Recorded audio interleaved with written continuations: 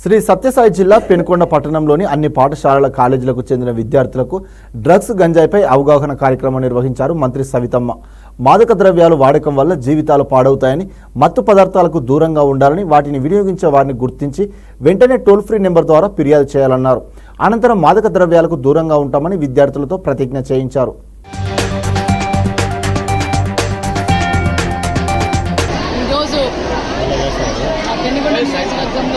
సుమారుగా 2000 మంది విద్యార్థులతో గంజాయి వాడడం వల్ల ఏ విధమైన పరిణామాలు వస్తాయి, ఏ విధంగా నష్టమైపోతుంది, జీవితాలతో ఎలాగైతే వాళ్ళు నష్టపోతారనేది పిల్లలకు అవేర్నెస్ ప్రోగ్రాం పెట్టాలనే ఉద్దేశంతో ఈరోజు డిగ్రీ విద్యార్థుల దగ్గర నుంచి 6th క్లాస్ వరకు అవేర్నెస్ ప్రోగ్రాం పెట్టాం. ఎందుకంటే గత 5 సంవత్సరాలుగా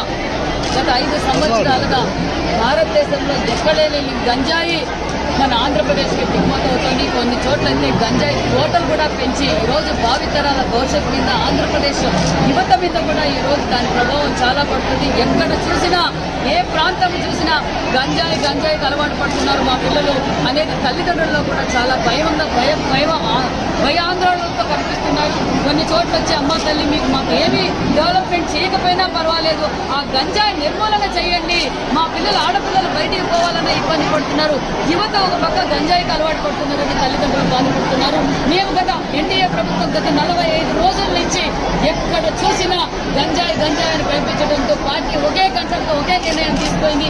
ఆంధ్రప్రదేశ్లో గంజాయి నిర్మూలనే ఒక ధ్యేయంగా ఒక పక్క హోమ్ మినిస్టర్ గారు, ముఖ్యమంత్రి గారు, పవన్ కళ్యాణ్ గారు ఒక గట్టి నిర్ణయం తీసుకొని ఏరులతో పాటు ఈ గంజాయి నిర్మూలన చేయడమే ఆంధ్రప్రదేశ్ గవర్నమెంట్ బాధ్యత కూడా